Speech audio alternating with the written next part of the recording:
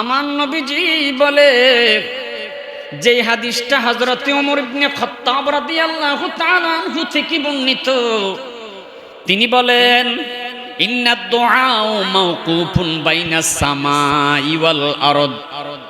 ইন্নাদ দুআ, নিশ্চয় দোয়া, মাওকুফুন ঝুলন্ত থাকে। কি থাকে? ঝুলন্ত থাকে। বাইনাস সামাই ওয়াল আরদ, সামাউন মানে আকাশ, আরদ হইল জমিন, বাইনা মানে মাঝামাঝি, আকাশ এবং জমিনের মাঝামাঝি দোয়া ঝুলন্ত থাকে। ইন্নাদ দোয়া, কেউ যখন দোয়া করে দুরূদ শরীফ পড়া ব্যতীত, দুরূদ শরীফ না পড়ে, একদল আছে আস্তাগফিরুল্লাহ পড়ে আল্লাহর কাছে হাত বাড়ায়, এরকম মৌলবীরা আছে না নাই? এখন তো তাদের সাপোর্টারে বেশি, কারণ কিয়ামত অতি নিকটে। আল্লাহর রাসূল বলেছে, ইন্নাদ দুআ, নিশ্চয় দোয়া, মাওকুফুন ঝুলন্ত থাকে, বাইনাস সামা ওয়াল আরদ, আকাশ এবং জমিনের মাঝখানে। লা ইয়াসআদু, দোয়া কবুল হয় না, আল্লাহর কাছে পৌঁছে না। মিনহু শাইউন, মানে কোনো কিছুই আল্লাহর দরবারে পৌঁছে না। আল্লাহ রাসূল বলে, হাত্তা তুসাল্লি আলা নবিয়িকা সাল্লাল্লাহু আলাইহি ওয়াসাল্লাম, যেই মাত্রই আমি নবীর উপর তুমি দুরূদ শরীফ পড়বে রে উম্মত, তোমার ঝুলন্ত দোয়া, ঝুলন্ত ইবাদত আল্লাহর দরবারে কবুল হয়ে যাবে। দুরূদ শরীফ আপনি বড় দুরূদ শরীফ না পড়েন, যদি এতটুকু পড়েন সাল্লাল্লাহু আলা নবী, সুবহানাল্লাহ কন না, এতটুকু পড়লো, এটা তো দুরূদ শরীফ। সাল্লাল্লাহু আলা নবী সাল্লাল্লাহু আলাইকা ইয়া রাসূলুল্লাহ, অথবা আল্লাহুম্মা সাল্লি আলা সাইয়্যিদিনা ওয়া নাবিয়্যিনা ওয়া শাফিয়্যিনা ওয়া হাবিবানা ওয়া মাওলানা মুহাম্মদ। যে যে দুরূদ শরীফ পড়েন, আপনি যদি পড়েন, আহা, এই দুরূদ শরীফ পড়লে আপনার কত যে ইবাদত, আপনার কত যে আল্লাহ পাক সম্মান বুলন্দ করে দিবে দুনিয়া এবং আখিরাতে। আপনার আমলের গ্রহণযোগ্যতা আল্লাহ পাকের কাছে হবে। আল্লাহর রাসূল এই কথাই বলতেছে, তুমি যদি হাত্তা তুসাল্লি আলা নবিয়িকা সাল্লাল্লাহু আলাইহি ওয়াসাল্লাম, আমি নবীর উপর দুরূদ শরীফ পড়ো, তোমার ঝুলন্ত দোয়া আল্লাহর দরবারে দাখিল হয়ে যাবে, কবুল হয়ে যাবে। সুবহানাল্লাহ বলেন। কওমি মাদ্রাসা বলেন, আলিয়া মাদ্রাসা বলেন, বুখারী শরীফ আছে, আছে না নাই?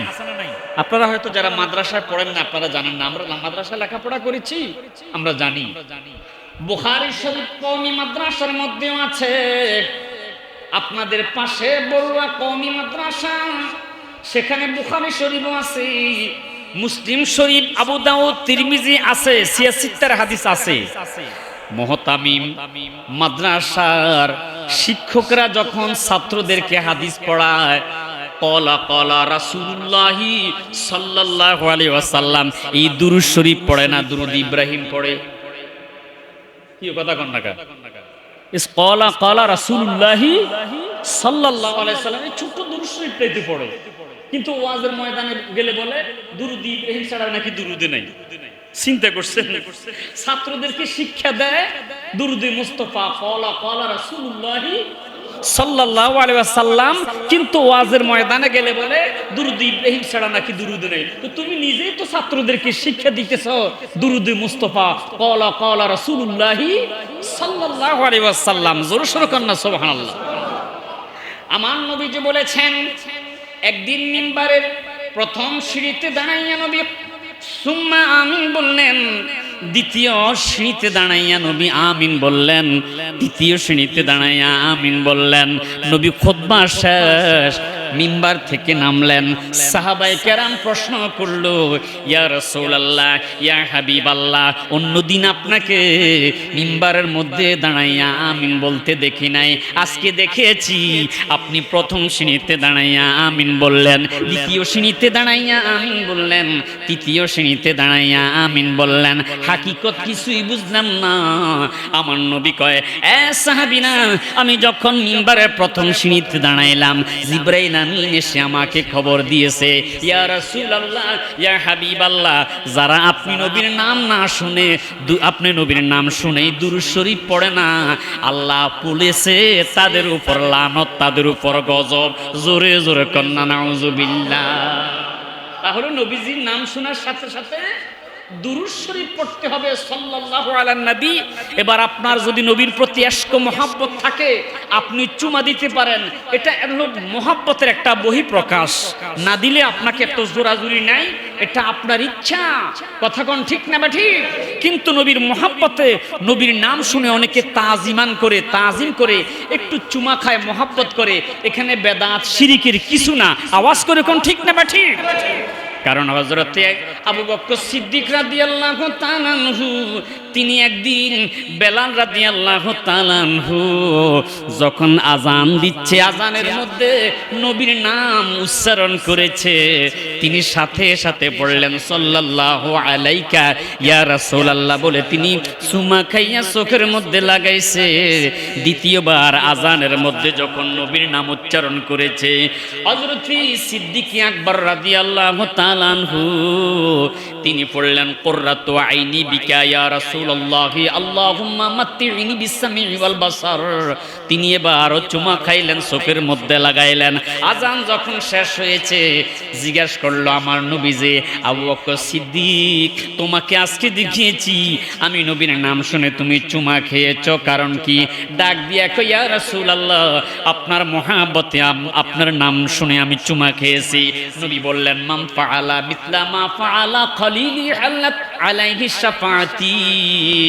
মাকাসিদুল হাসানা নামক কিতাবের মধ্যে আল্লামা ইমাম সাখাবী রাহমাতুল্লাহ আলাইহি হাদিসটা নোট করেছে, যারা নবীর নাম শুনে মহব্বতে চুমা খায়, আল্লাহ রাব্বুল আলামিন হাসর ময়দানে তাকে ক্ষমা করবে। আমি নবী তার জন্য শাফায়াতের জামিনদার হয়ে যাব। তো এটা মহব্বতে আপনারা করলে একটু সওয়াব হবে। আর যদি মনে করেন আপনার করতে মন চায় না, এটা আপনার ইচ্ছা। কিন্তু দুরূদ শরীফ আপনাকে অবশ্যই পড়তে হবে। নবীর নাম শোনার সাথে সাথে দুরূদ শরীফ উম্মতের উপর ওয়াজিব হয়ে যায়। আর দুরূদ শরীফ পড়ুন সুবহানাল্লাহ। এ কারণে নবীজি বলেছেন, জিবরাইল আমাকে খবর দিয়েছে, যারা আপনি নবীর নাম শুনে দুরূদ শরীফ পড়ে না, তার উপর লানত। আমি নবী সেই কারণে বলেছি আমিন। আমার নবীজি ফরমান, নাসাই শরীফের মধ্যে হাদিসটা এসেছে, আল্লাহর হাবিব সরকারে দো আলম নবী মুহাম্মাদুর রাসূলুল্লাহ সাল্লাল্লাহু আলাইহি ওয়াসাল্লাম বলেন, ইন্না লিল্লাহি মালাইকাতান সাইয়্যাহিনা ফিল আরদি। আকাশ জমিনের মধ্যে একদল ফেরেশতা সাইর করে, সফর করে, জায়গায় জায়গায় যায়। আপনাদের এই শাকপুর মসজিদের মধ্যে রহমতের কিছু ফেরেশতা আল্লাহ পাক রব্বুল আলামিন নিয়োজিত করে রেখেছে, যারা জায়গায় জায়গায় সাইর করে। নবীজি বলে, ইন্না লিল্লাহি, নিশ্চয়ই আল্লাহ তাআলা মালাইকান ফেরেশতা সাইয়্যাহিনা, যারা সফর করে বিভিন্ন জায়গায়। কেন সফর করে গো?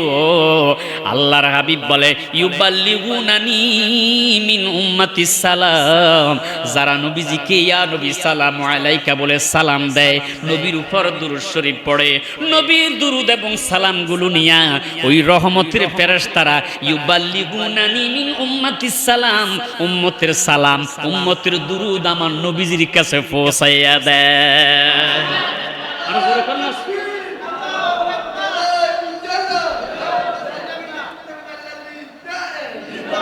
তো দুরূদ শরীফের অনেক বরকত আছে, অনেক ফাজাইল আছে।